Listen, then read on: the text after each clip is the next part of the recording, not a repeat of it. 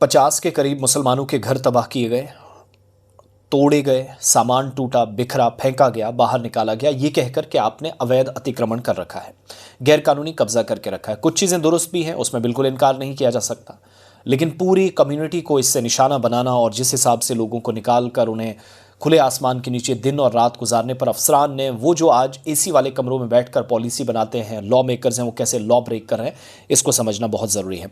उत्तर प्रदेश का संबल इलाका, जहां आप सब जानते हैं कि शाही जामा मस्जिद का एक विवाद हुआ था, एक तनाज़ा हुआ था, उसी इलाके के अंदर जहां संबल का जो कांशी राम रेजिडेंशियल कॉलोनी है, 12 सालों से कई लोग रह रहे थे और 50 मुस्लिम फैमिलीज़, इन तमाम लोगों को बेदखल कर दिया गया। और चंदौसी जो म्यूनसिपल कमेटी है, उसके आसपास ये मामला जुड़ा हुआ है, जो संबल के विधि नहीं आता है।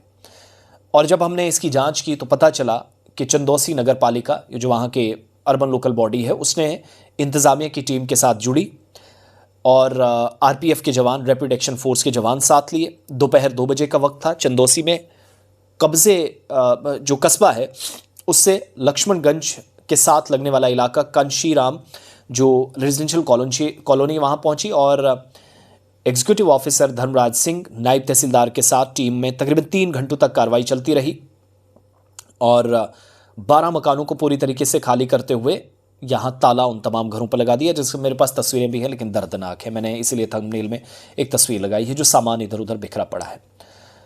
कार्रवाई के बीच इंतज़ामिया का काफ़ी विरोध भी हुआ, काफ़ी नाराज़गी लोगों में दिखी। लोग जितने थे वो ख़ास तौर से ख़वातीन थी और जो मर्द हजरात थे वो अपने अपने काम में लगे थे दिन में, लेकिन कार्रवाई इंतज़ामिया ने इस एहतजाज के बावजूद जारी रखे। 108 मकान बने हुए हैं हमारी जानकारी के मुताबिक कुल कॉलोनी में, और कोई अभी तक इनका तकसीम नहीं हुआ है। खाली कराए गए जो घर हैं, लोग उन तमाम लोगों को दिए जाएंगे जिनके पास कई लोग सालों से घर नहीं है।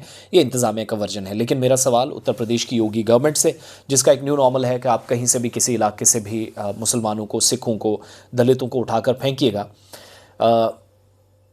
जिन अफसरों ने ये घर इन लोगों को दिए थे ये कहकर और पैसे आज तक लेते रहे, जो यहाँ की ख़वातीन और मर्दों ने बताया, किसने 12 साल तक इजाज़त दी? 6-7 साल से आपकी पहले भी गवर्नमेंट है, 2017 के बाद कॉन्टीन्यूसली गवर्नमेंट करते रहे। किसने इन लोगों को यहाँ रहने के लिए कहा?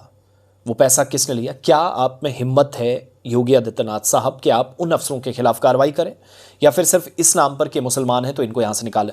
गैरकानूनी कब्जा हटना चाहिए, कोई भी किसी भी इलाके के अंदर हो, लेकिन जिन लोगों ने करवाया, क्या वो इन लोगों के अलावा ऑफिसर्स थे तो इसलिए छोड़ दिए जाएंगे?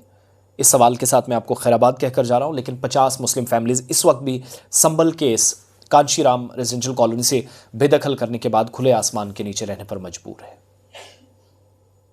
और कैसे रातों रात अचानक ये फ्लैट पर कब्जा हो गया, इस पर भी अथॉरिटीज़ को जवाब देना पड़ेगा। ये पॉसिबल नहीं है।